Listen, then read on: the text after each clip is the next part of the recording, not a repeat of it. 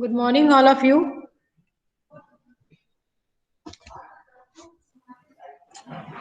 Good morning, ma'am. Good Yeah, morning, ma'am. yeah. So now I will start the antenatal care, the recent guidelines, and why it is so important. The most important thing I want to tell you that this is a very important part in a woman's life. All the ladies or the girl child, they are getting special care during their childhood period, during the pregnancy, and just the postpartum period. So all these three phases are very important to change their lifestyle and to change the problems and overcome the problems which are there. So what are the antenatal care services and what are the recent guidelines I have taken from the WHO and American Society of College of Obstetrics and Gynecology. So what do you mean by antenatal care? We should all know because it comes as a long question. Okay. So this is the systemic supervision of the woman. That means the examination and the advice both during the pregnancy. And this is called as antenatal care. Okay. You have to have a holistic approach to treat the pregnant woman. Just not to give the advice. You have to take the history properly to examine her and prepare her for the birth of the baby and also the postnatal care. So what is the aim? The most important aim is to you have to differentiate what is normal pregnancy and what is high risk pregnancy. So you have to screen the normal cases from the high risk cases. So you have to prevent and detect and treat the earliest any complications. So in every visit, whenever a pregnant lady comes, you have to take the history, do the basic routine investigation so that you can detect and treat at the earliest to prevent the complications which leads to maternal morbidity, mortality and also the neonatal morbidity and mortality. So this is very important. To ensure the continued risk assessment and to provide ongoing primary preventive health care. What do you mean by this? Every pregnancy is at risk. Any problem like gestational diabetes, anemia, eclampsia, any other medical disorder can be there at any phase of time. You cannot tell that in the first trimester I have done all the assessment and the patient investigation, examination and the baby is fine. So there is no need to follow up this woman in the next visit. This is not right because any problem can occur in any visit. Okay, every trimester is at risk. So you have to screen these patients every trimester as a continuous risk assessment and all the problems you have to get rid of and advise her so that the patient can be benefited from your advice. Okay, this is known as primary preventive health care. Also important is to educate the woman about the physiology of the pregnancy. Yes, because the patient doesn't know that what will happen if the pregnancy will continue. The problems of nausea, the vomiting, what are the problems of edema, that is physiological. You have to differentiate between the physiological and the pathological. The stretching which leads to chronic back pain, chronic fatigue, all these things you have to treat. The constipation problems, okay, reflux problems, so these are physiological problems of pregnancy. So you have to deal with these and educate the mother that that is normal. So how to deal with this, okay, by your charts or diagram or interaction, okay, so that the fear of the pregnancy is removed. The psychological counseling is very much important. The most important thing that here is to enroll the husband also. You have to talk to the husband because the pregnancy is not the responsibility of the mother only. Yes, it needs the interaction between both the husband and the wife so that it will be at a better place at a better time, and you can discuss the mode of delivery, whether the vaginal delivery or the cesarean section, depending upon the pregnancy complications and how you have to take the care of the newborn. Okay, the most important thing is just after the delivery because this phase is most sensitive for both of them. Okay, so we can stress upon the family planning. Okay, so what is the importance of family planning, and also the appropriate advice to the couple seeking the medical termination of pregnancy. So these 6 points, you have to write it down. Okay. So I'm again displaying the things to screen the high risk cases, to prevent or detect the treat earliest any complications, to ensure continuous risk assessment, and to provide ongoing primary preventive health care. You have to educate the mother about the physiology of the pregnancy or labor by demonstration, by charts or diagrams so that the fear is removed and the psychology is improved. You have to discuss the couple about the place, time, and the mode of delivery provisionally and the care of the newborn. And also to motivate the couple about the need of the family planning and also appropriate advice to the couple seeking medical termination of pregnancy. So these things you should write it down. The about the aims are. What is the objective? Ultimately, what is your objective? Why you are doing all these things? To ensure a normal pregnancy, okay, throughout the trimester, 3 trimesters, with delivery of the healthy baby and a healthy mother with minimal complications. That is your objective, the final result. Okay, so what is the component of antenatal care?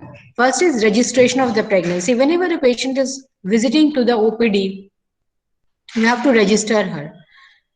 Then history taking. A thorough history taking is very much important. I will come to it later on. What are the points to be taken? You know nicely.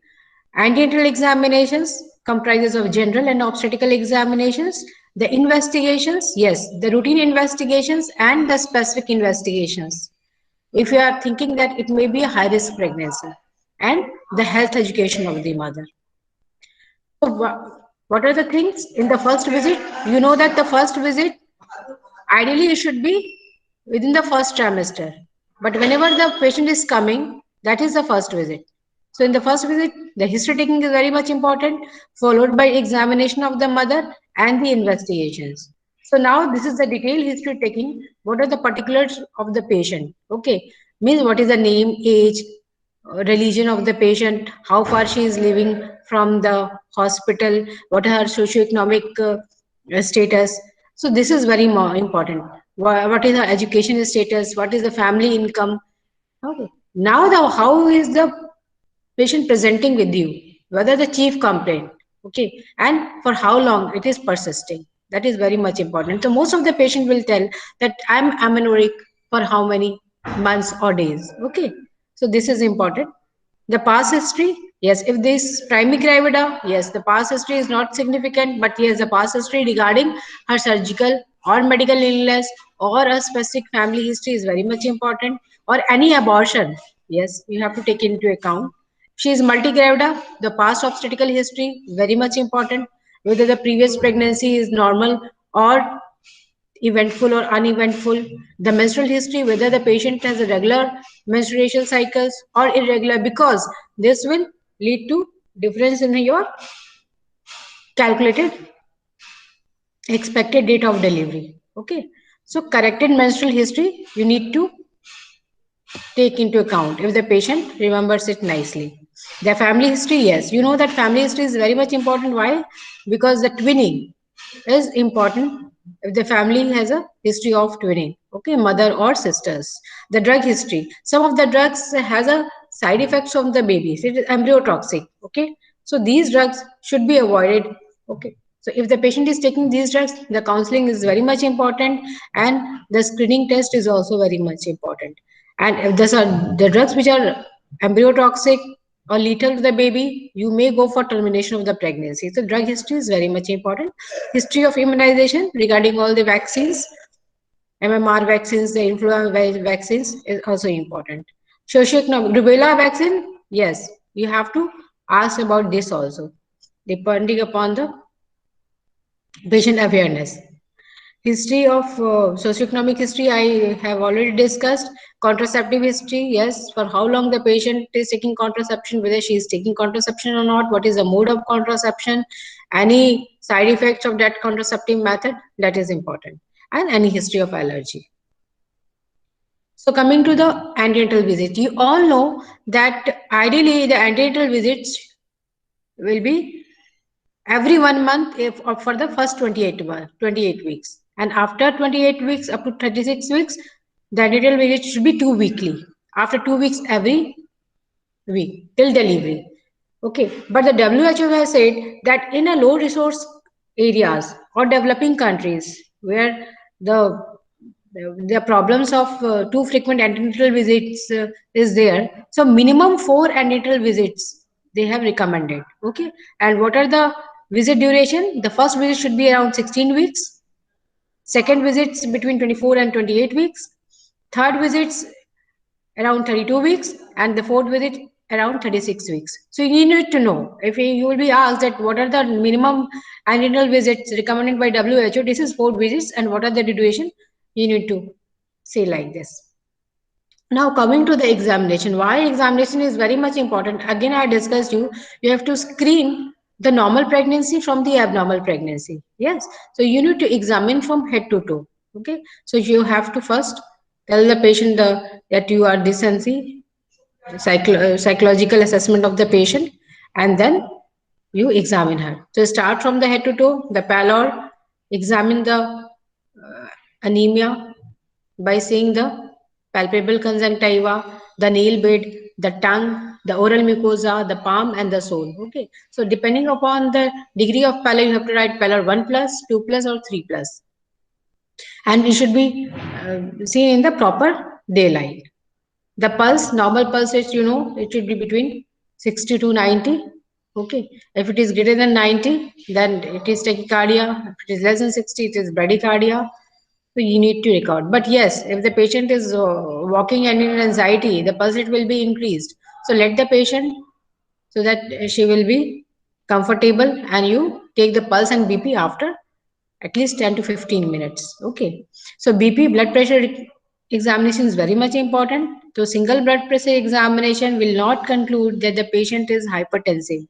You all know that if you have examined a patient and the BP is 140 by 90, you cannot tell that yes, you are hypertensive. You tell the patient to relax, be comfortable, and again measure the blood pressure after 30 minutes. And if the BP recording is the same, then you have to evaluate the patient for PIH. Otherwise, the patient, if the BP is normal, you can go for the rest of the examination.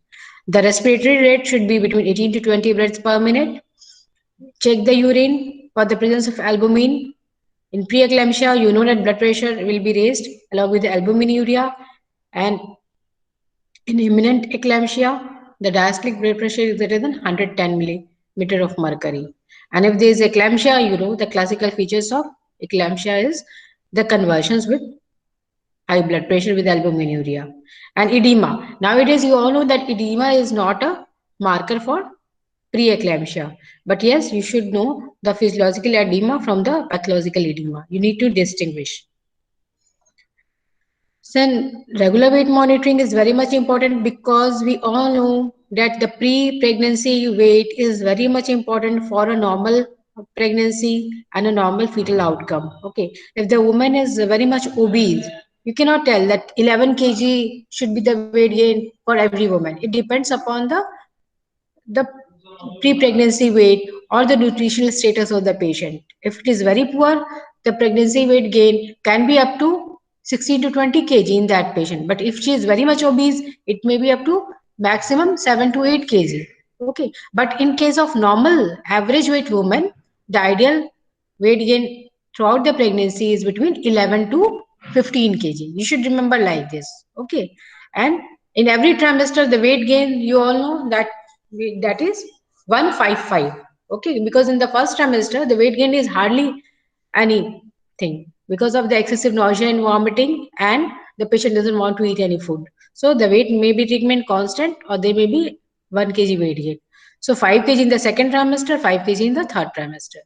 Yes, the breast examination is very much important because if there is any problem during the breast examination, what are the problems? That may be retracted nipple or sore nipple, or there is any pathology, so you can do the treatment and manage the things so that the patient can go for a exclusive breastfeeding without any problems. Okay, coming to the abdominal examination, very much important because the abdominal examinations, you have to know what is the fundal height of the baby, means what is the, that up to the umbilicus, it is corresponding to 24 weeks. So every 4 weeks it will increase, 28 weeks, 32 weeks, 36 weeks, then comes down. Okay, so abdominal examination corresponds to the period of gestation if the fetal growth is good. Okay, but in some cases the abdominal examination may not be correlative of that the growth. And what are the exception? If the patient has got a transverse lie. So obviously, even if it is 36 weeks gestation age, in case of transverse lie, you will find that when the fundal height is around only 30 to 32 weeks. So you need to know the lie and the presentation also. So in a cephalic presentation, yes, the fundal height should be like that only.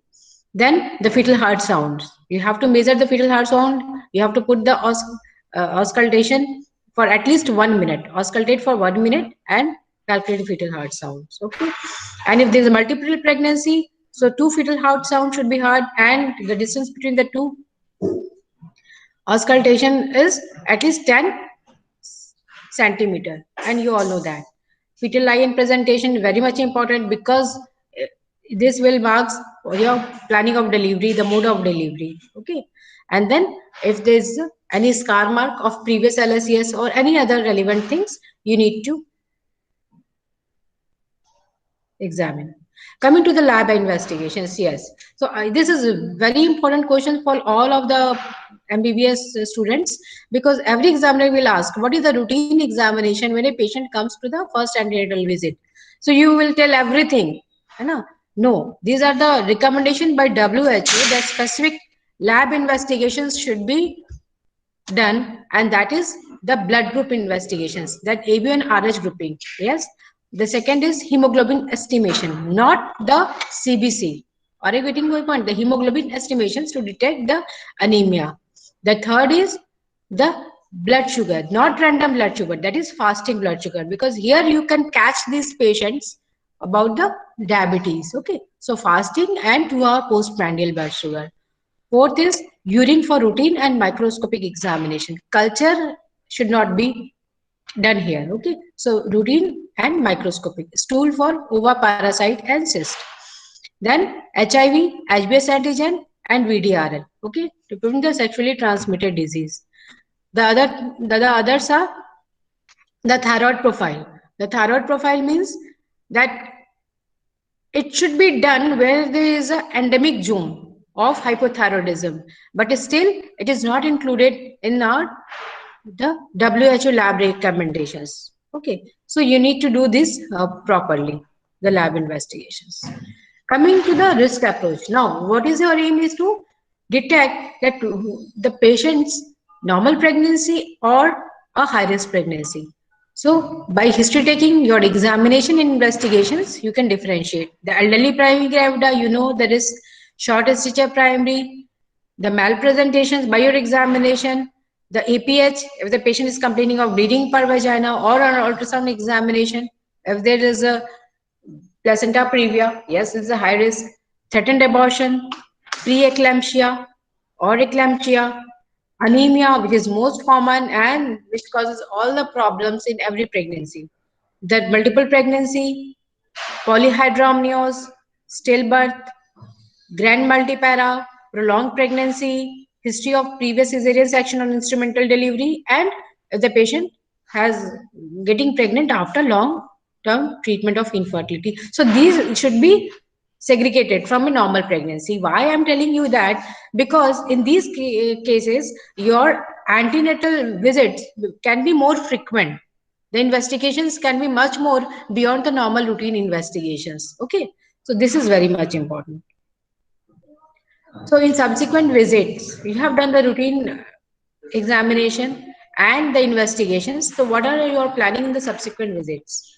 So in every trimester, when a patient is coming, you have to hear about the patient complaints. Okay, the patient complaint may change in every trimester, and you have to help them accordingly. The general examination very much important, especially for the blood pressure, the diabetes, the thyroid, anemia. Okay, very much important. And some cases, heart disease. Gestational age should be calculated by your fundal height examination and the ultrasound. identify the problems, ask the patient when she's started feeling the fetal movement. Okay, that is known as ballotment, external ballotment. You all know about that. Okay, so fetal movement ideally in primary gravida, they feel around 18 to 20 weeks. Okay, but in multipara they can start getting the fetal movement around 16 to 18 weeks. Okay, so isofundal height measurement, you all know, you have done this. Then health education, the preventive health education, I will come to that in the later slides. Prophylaxis and treatment of anemia is very much important because it is one of the major cause of maternal morbidity and mortality. And yes, the developing the individualized birth plan of every patient is different, and her birth plan, the mode of delivery, and postpartum care need to be individualized. So antenatal care is very critical. It's not a just a word. That is a timely and appropriate evidence-based action related to the health promotion, the disease prevention, screening and treatment by WHO. So previously we all know that the 4-visit WHO antenatal care model has been done. I have told you that the 4-visit when to do these visits. So, quality throughout the continuum of these antenatal care prioritizes a person-centered health and well-being to reduce the mortality and morbidity, provide respectful care. Nowadays, you all know that the word has come, respectful maternity care, very much important, okay? Because the mother views should be taken into account what she wants. Okay, she wants a birth companion. Okay, because in developed countries the birth companion are always there, but in our countries because of the many constraints, we sometimes not able to allow. Okay, but nowadays yes, birth companion, if the mother wants her sister-in-law or her husband or her relatives, any female relatives, she can be given importance of that. Okay, and then optimizing service delivery within health system. So what are the best services you can have, give to that woman at that healthcare setup? You have to optimize for that woman.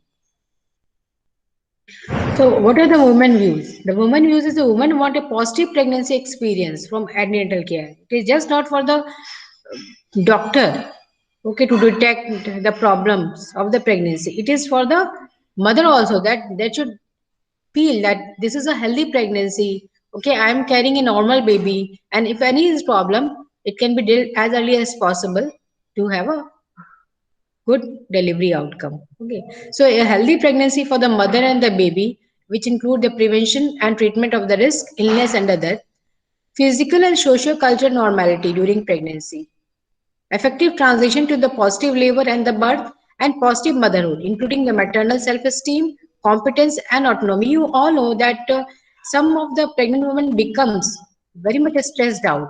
I'm sorry for these slides because the contrast is not good.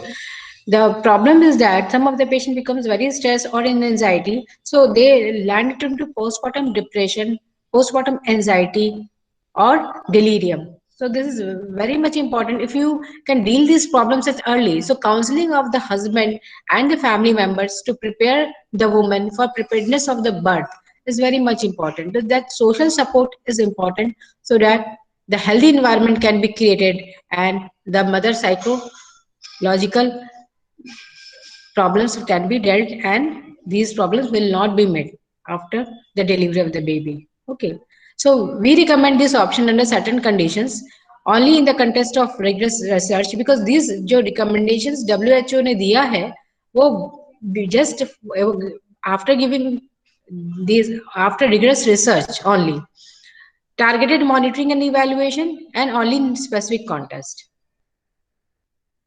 Recommendations were grouped into 5 topic areas, that is nutritional interventions, maternal and fetal assessment, the preventive measures, interventions for common physiological symptoms, health system interventions to improve the utilization and the quality of antenatal care. So there are total 10 recommendations relevant to routine antenatal care from other WHO guidelines.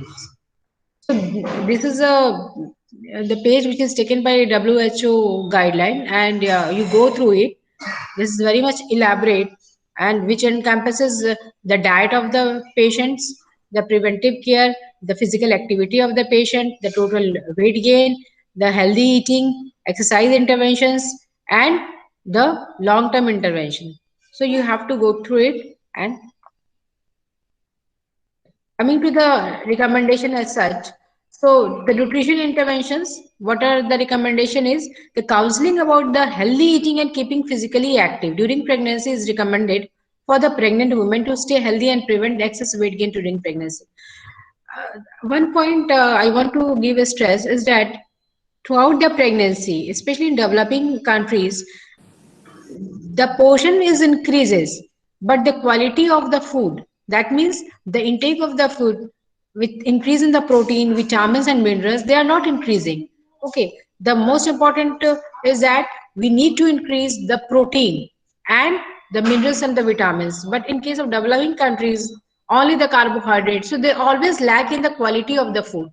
So we need to focus on this, that nutritional intervention aim is to increase in the every component, that is the protein, the fat, the multivitamins and the minerals. That is very much important.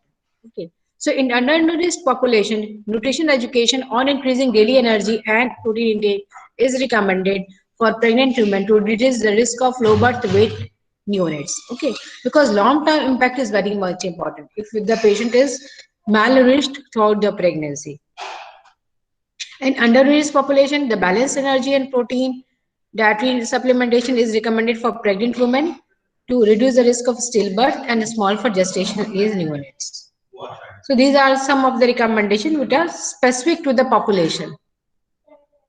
To prevent the anemia, yes, we all know that nutritional intervention and along with dietary oral and folic acid supplementation, the 60 milligram of elementary iron with 400 microgram of folic acid is recommended for the pregnant woman to prevent maternal anemia, sepsis, low birth weight, and preterm birth. So you know that anemia is a dreaded thing.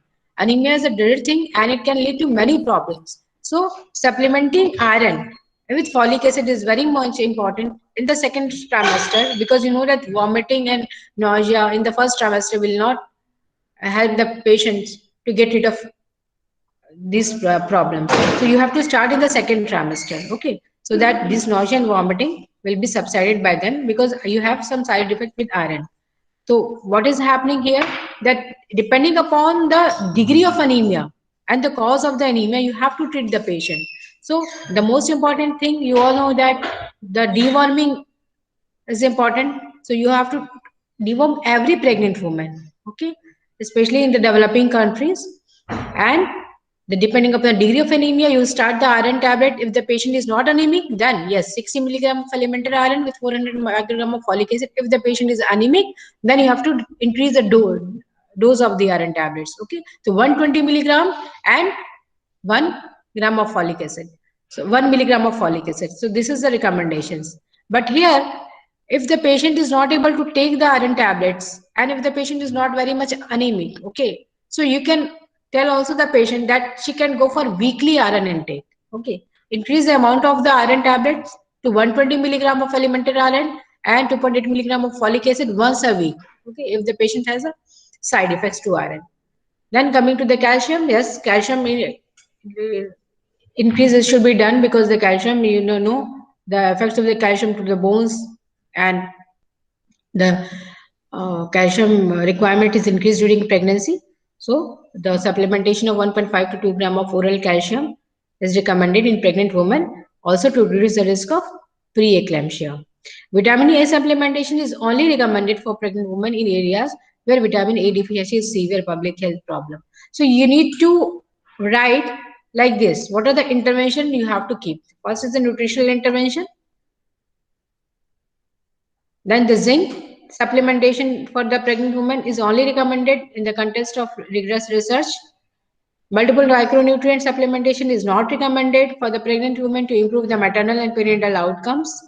The other vitamins, they are only the context specific recommendations. They are not advised for routine recommendations. Coming to the maternal assessment. Yes, I have told you the routine CBC is not advised. It is CBC testing is recommended method for diagnosing anemia in pregnancy. If the hemoglobin is low, then you go for CBC. Okay, and in settings where the full blood count testing is not available, then hemoglobin testing with a hemoglobinometer is recommended over the use of hemoglobin colors. Midstream urine culture is recommended method for diagnosing asymptomatic bacteria, which is you all know that very common in pregnancy. And if you are not detecting this may have side effects on the pregnancy, leading to preterm labor, preterm rupture of the membrane, and fetal growth restriction, and so on. So, where the urine culture is not available, on-site midstream urine gram staining is recommended over the use of dipstick test as a method of diagnosing asymptomatic bacteria in pregnancy. Clinical inquiry is important about the possibility of intimate partner violence, and it should be strongly considered at antenatal visit. This is the psychosocial things which have to be dealt with.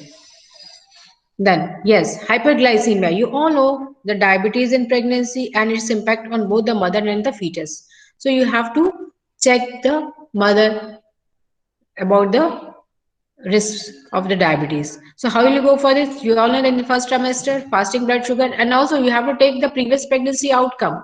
Okay, and the family history, mother and father or first relative are diabetic. So your antenna should be alarmed. So here, even if the first trimester is the fasting blood sugar and 2 hour postprandial blood sugar is normal, you have to deal again at around 24 to 28 weeks with glucose challenges, 75 gram 2 hour glucose challenge test. So here it is the DIPSY technique I'm telling you, and here you can pick up the hyperglycemia which are missed in the first trimester. So we see that in GDM cases mostly prominent in the second trimester. Why? Because we do know the pathology. All the anti-insulin things they are increased. Okay, the cortisol secretion and the pregnancy hormones they counteract with the insulin. Okay, so these requirements are increased, and if the patient is not able to produce the insulin, they develop diabetes. So in the second trimester, again you have to detect for the hyperglycemia. The past and present exposure regarding the smoking, the tobacco, very much important, especially in the remote and especially the prominent areas.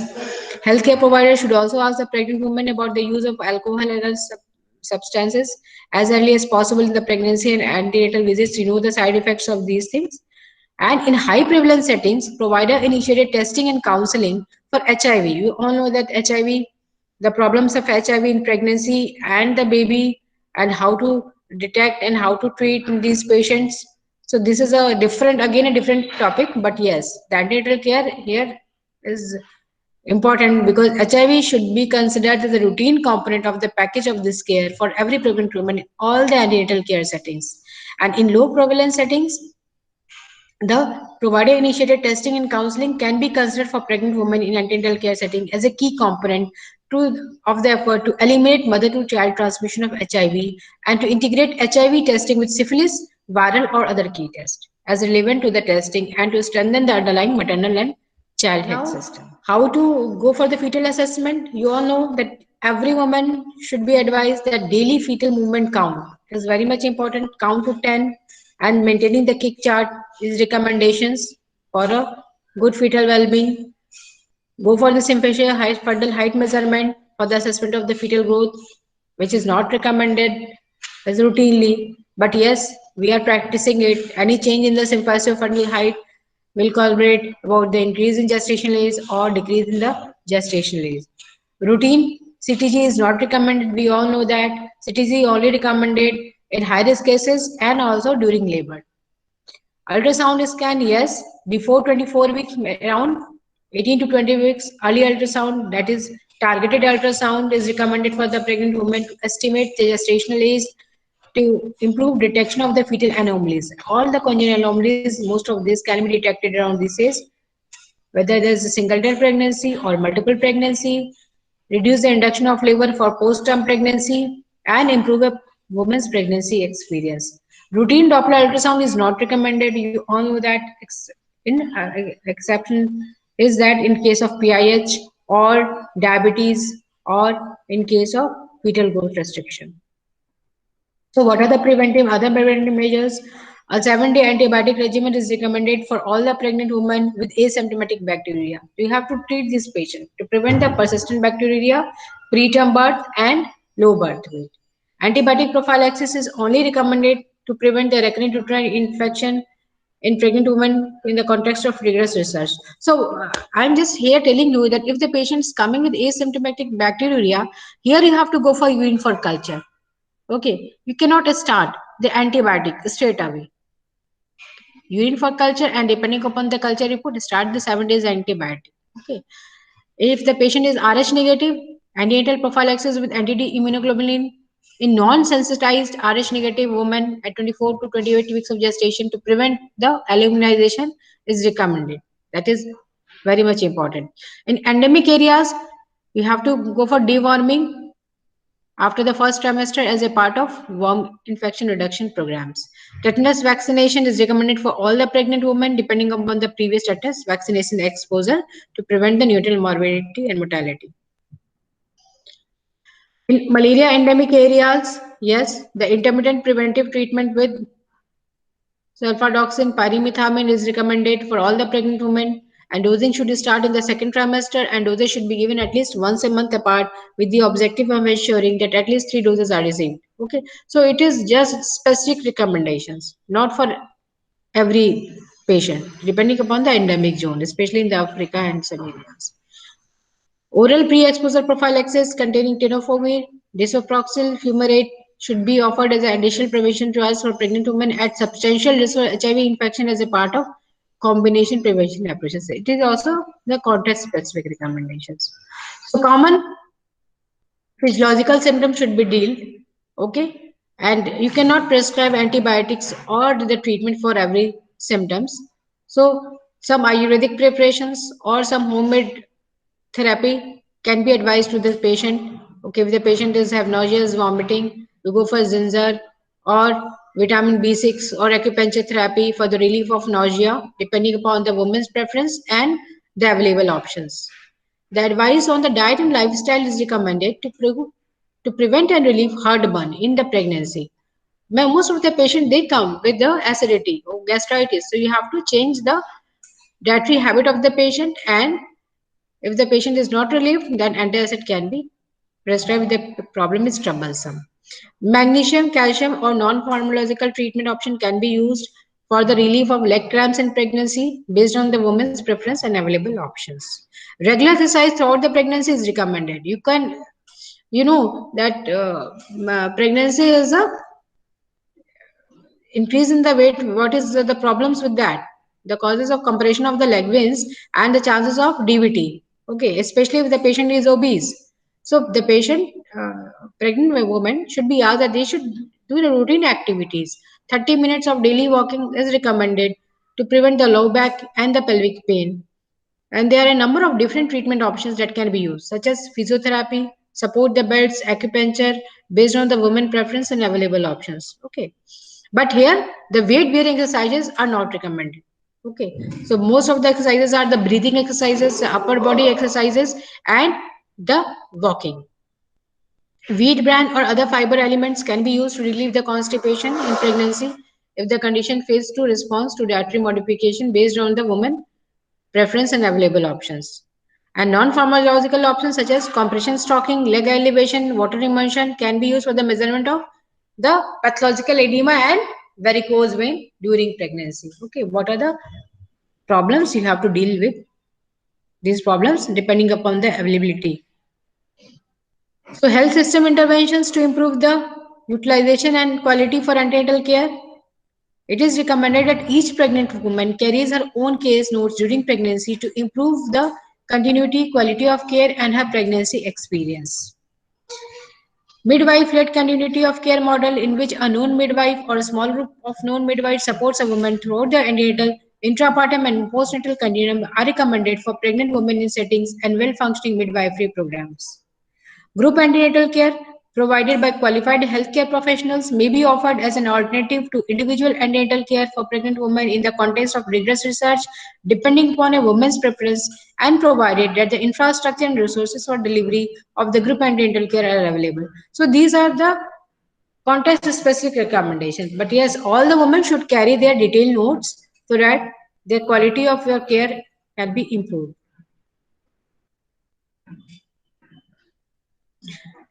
Health system interventions to improve the utilization quality. Again, here the task shifting and the promotion of health-related behavior for maternal and newborn health to a broad range of carriers, including lay health workers, auxiliary nurses, midwife, and doctors.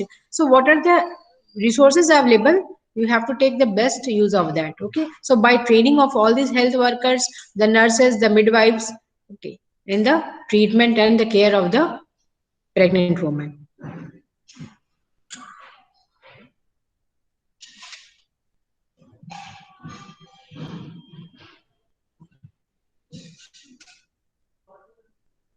So these are the evidence guidelines, and we need not to go into detail of that. Just you all know that what is the focused antenatal care model and the 2016 WHO model. So focused antenatal care model means in case of developing countries with the low resource setting, minimum the 4 visits is important, and you should know what are the duration of that visit. So write it down. Okay. And the other visits I have discussed, the 8 visits, the 12 weeks, 20, 26 weeks, 30, 34, 36, 38, and 40 weeks. So what do you mean by contact versus visit? The guideline uses the term contact, which implies an active connection between a pregnant woman and a healthcare provider that is not implicit with the word visit. Quality care including medical care, support, and timely and relevant information. Okay. So visit is very much important. Okay. In terms of the operationalization of the recommendation, contact can take place at the facility or at the community level. It can be adapted to local contexts through health facilities or community outreach services. Contact helps to facilitate context specific recommendations, like interventions where the malaria and tuberculosis is endemic and the health system, such as task shifting. Coming to the ultrasound. Okay, so how many ultrasounds should be done in pregnant women? It cannot be that I am doing 4 ultrasound or you are doing 8 ultrasound. No, it depends upon the pregnancy and also the high risk pregnancy. So, in a normal pregnancy, the minimal 4 ultrasound or 3 ultrasound is recommended. First is in the first trimester. Okay, so dating scan that is also known as, and to check for the any aneuploidy. The second is between 18 to 28 weeks, 18 to 20 weeks to scan for the congenital anomalies and detect whether the single pregnancy, multiple pregnancy, or other problems. And the third or the last is in the third trimester, around 36 weeks, regarding the weight of the baby, the lie, the presentation, the liker, okay, so that you plan the delivery. So this is important. But in case of high risk pregnancy, it can be 5 or 6 depending upon the case. Ultimately, the antenatal care model is important to the aim is to provide pregnant women with respectful, individualized, person-centered care at every contact, with implementation of effective clinical practices, interventions and tests, and provision of relevant and timely information and psychosocial and emotional support by the practitioners with good clinical and interpersonal skills within a well-functioning health system. Okay. So this is very much important. It encompasses the whole of the thing. Your the attitude, the behavior towards the pregnant woman. Okay, just not the treatment. Okay, so the attitude, your behavior, which encompass the social well-being, psychological well-being of the patient. So this is the antenatal care model, and which is known as positive pregnancy experience to the patient. Effective implementation of the antenatal care requires the health system approach and strengthening the continuity of care, integrated service delivery, improved communication with and support for the woman, availability of supplies and commodities, empowered healthcare providers, recruitment and retention of the staff in rural and remote areas, and capacity building. Okay, so these need to be strengthened where the facilities are not very good. So to achieve the every woman, every child vision and the global strategy for women's, children, and adolescent health, we need to be innovative, evidence-based approach for the antenatal care. And these guidelines are there, which aim at to put the woman at the center of the care, enhancing their experience of pregnancy and ensuring that the babies have the best possible start in life. So this is about all about antenatal care. So this will come as a long question. So what do you mean by antenatal care? What are your aims and objective? What is the WHO antenatal model? How many visits? That is known as focused antenatal care. Minimum how many visits and maximum how many visits in which trimester? Okay, and how will you do the examination investigation in every trimester? Okay, so every trimester the examination the investigations are different, because I have told you that in the first visit all the routine investigations to be done, but it should not be repeated in every trimester. So what are the investigations that should be repeated? The most important is the hemoglobin. Second is the sugar, the hyperglycemia. You have to rule out the hyperglycemia. Urine for routine and microscopic examination, because asymptomatic bacteria is very common in pregnancy. These three and the ultrasound. Okay. The rest of the thing, HIV, HBs antigen, or liver function test, it depends upon the patient symptoms, and you have to do that. Thyroid test, yes, and the endemic areas if the patient is hypothyroid, you have to repeat in every trimester. Okay. This is important. And the examination in every trimester to rule out any problems, and you have to treat it accordingly. So this is the basic management of antenatal care, the preventive and the social, psychosocial, and the particular management of the patient. I hope this is very much clear. In the next class, I will be dealing with the partogram. So please study the partogram, the WHO partogram model, and we'll discuss with some of the example. And I will ask also, okay, by giving some of the graphs. So thank you all. I hope it is clear. Thank you, ma'am. Okay. Thank you. Thank you. Thank you, ma'am. Thank you, bache. Thank you. All the best for your coming exam. When your exam, have you got any dates for the exams? In the No, January, ma'am. I think. In January? Ma'am, we haven't got any dates yet. Okay. Okay. Ideally, your exam will should be in January, I think.